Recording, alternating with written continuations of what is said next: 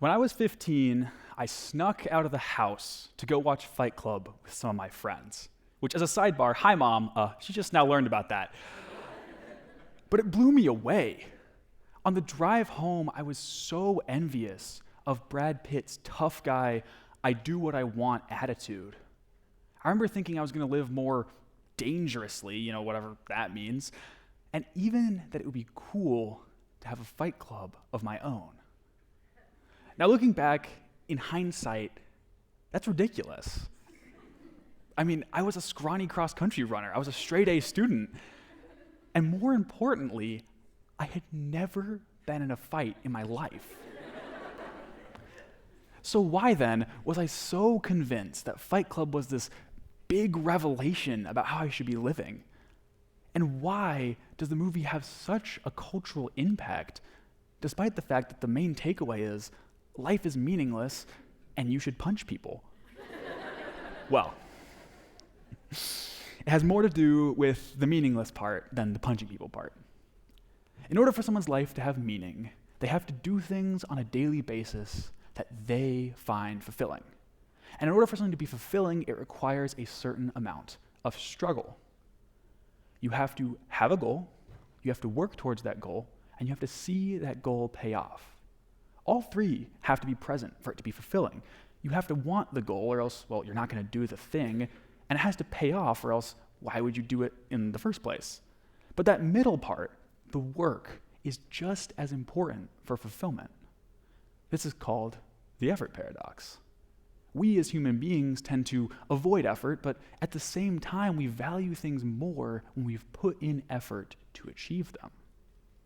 Consequently, we have to seek out and accomplish difficult goals in order to be fulfilled. The problem is, 21st century life makes this kind of difficult to pursue. We get a great example in Fight Club through the narrator, who, as another sidebar, never gets a name in the book or the movie, so I'm just going to call him the narrator from here on out.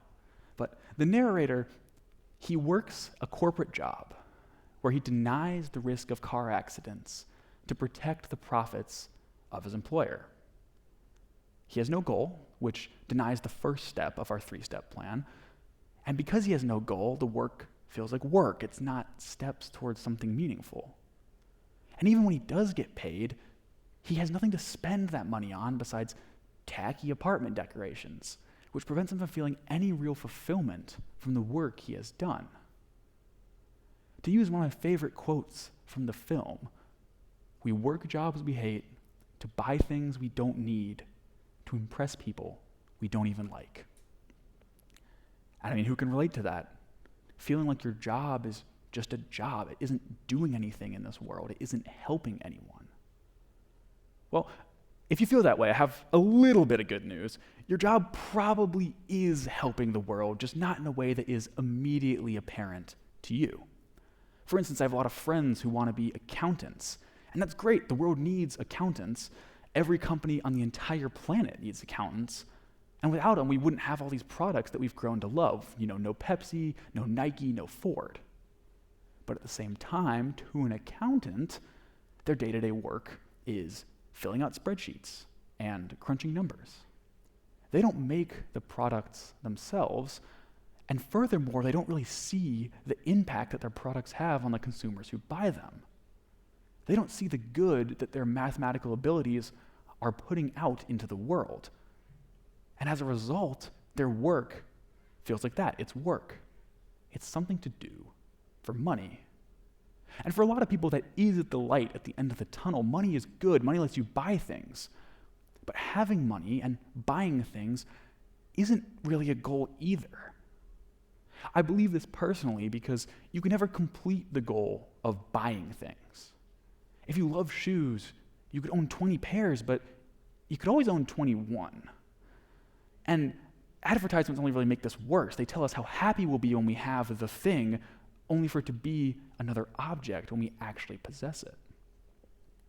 That's not to say, of course, that money or wealth is bad. In fact, it can be really good, but it has a lot more to do with how you use it. Buying things in and of itself is not a fulfilling goal. So, okay, jobs are terrible, What can we do instead of jobs to find fulfillment in this world? Well, a lot of people turn to social causes, politics, social change, and that's good. Those are great goals. But they almost run into the opposite problem that work does, where, sure, the goal is great, but meaningfully achieving it feels almost impossible to us as individuals. I mean, if you've watched the news recently, you know what I'm talking about, seeing something and saying, that's terrible. But what can I, as a single human being, do about it? I mean, no amount of green living can stop the Amazon from being cut down.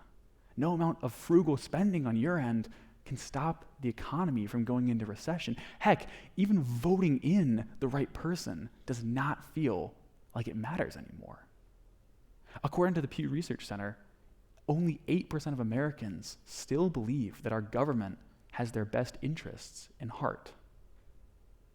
More and more, people believe that they can't change the way this nation is headed, which is almost the same as truly not being able to do so. Fight Club maintains its relevance to this day because it correctly diagnoses that lack of meaningful struggle in people's lives. It speaks to that little voice in your head that tells you, this job doesn't matter. The things I do on a daily basis just don't matter. I should be living more importantly than I am right now.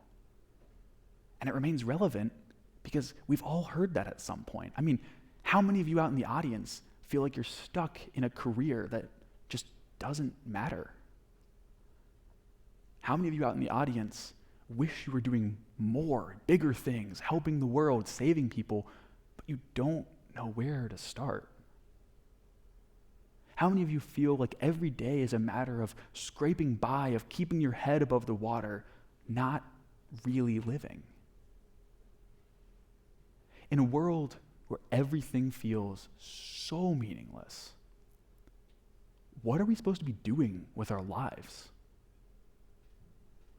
Well, I can give you Fight Club's answer first. It comes in the form of Tyler Durden. Tyler Durden is the secondary protagonist, a self-made man who encourages the narrator to abandon all of these pieces of his meaningless consumerist lifestyle. The narrator moves out of his apartment, quits his job, and goes to live in an abandoned building where him and Tyler found the Fight Club together. They beat each other up every weekend just to have something to do. Soon, other people follow their example, as surprising as that is, and the Fight Club grows. Now, the Fight Club is satisfying both to the characters in the movie and to us as an audience because it fulfills all three steps for fulfillment. It gives them a goal that they can work towards through discipline and training, and every week they see the payoff of the work that they've done, whether they win or lose the fight. Violence is also really natural to us as human beings. I mean, if you're pissed off that your life doesn't feel like it matters, well, beating people up is a pretty reasonable response to that. And violence doesn't require any kind of forward planning. It doesn't require any careful thought. It's quick, it's easy, and you see the results immediately. Blood, bruises, broken bones. As much as I hate to say it, this becomes a thing in the real world through political violence. People who can't change things the right way resort to the next easiest option. I mean, take any assassination. John Wilkes Booth, for instance. He had a goal, he worked towards it, and he saw a tangible result from his goal. Now, does that make it right to do that? I mean, of course not, no. But sometimes the opportunity to do anything with impact can be enough to drive people to extremes. And it is worth noting that that is kind of what Fight Club proposes, an extreme. Violence and anger feel great in the short term, but they're not sustainable long-term goals. In Fight Club, the fights break down the men who take part in them. And as the club grows, it spirals out of control. It damages the narrator's life and ruins the community around him.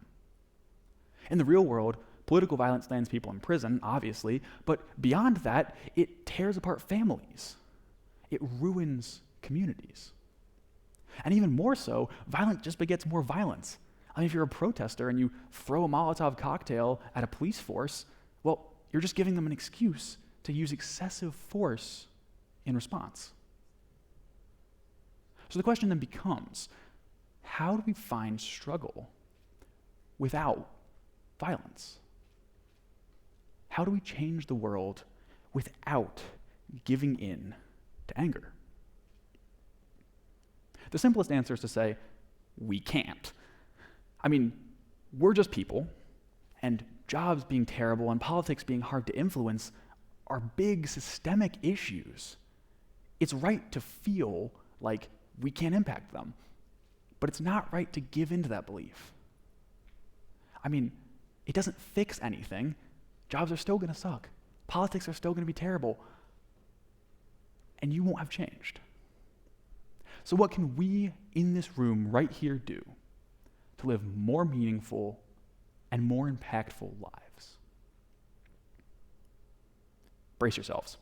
It's going to be really cliche, but we need to start changing the things that we can change.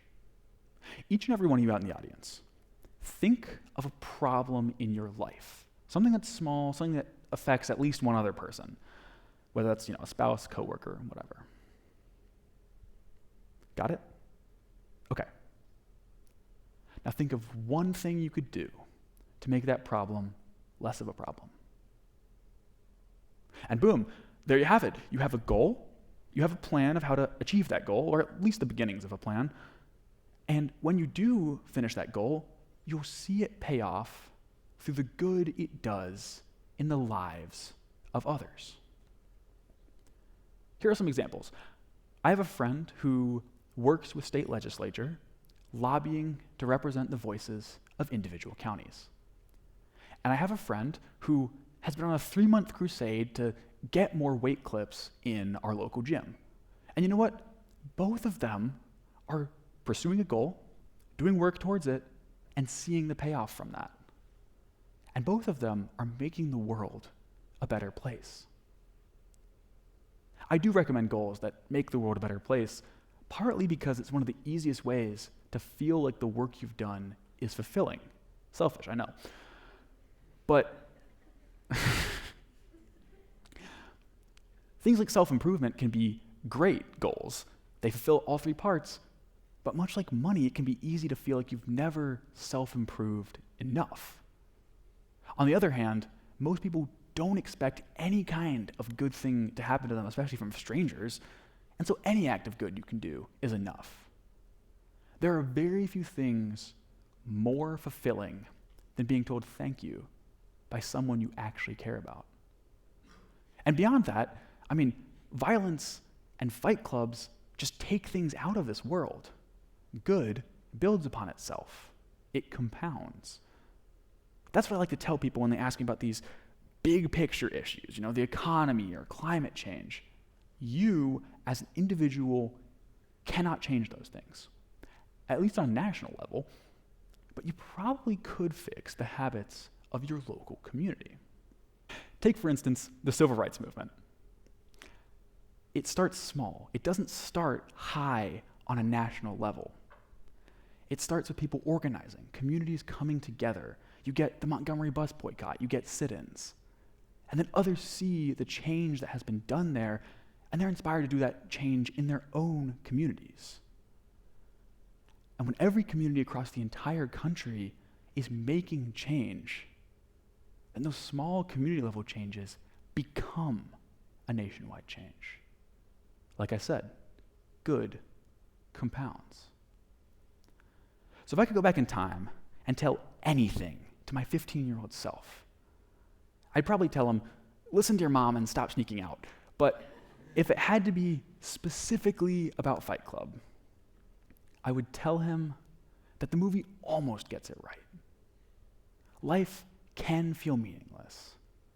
Jobs suck. Politics are so hard to make a difference in. The narrator is right to feel angry about all of those things, but he's not right to give in to that anger. He's not right to try and fill that hole of meaninglessness with violence. Because yes, the world can feel meaningless, but it doesn't have to. Each and every one of you out there in the audience can pick a goal, work towards it, and see it pay off. Each and every one of you out there in the audience can make a difference in this world. And more importantly, you can feel like you're making a difference in this world. There are so many small and meaningful causes to pursue, but you do have to go out there and pursue them. You can't resort to fighting, to violence, to the most natural and easy option. And for that reason, I would not recommend joining a fight club. But hey, even if you did, the first rule of Fight Club is that I'm not allowed to talk about Fight Club. Thank you very much.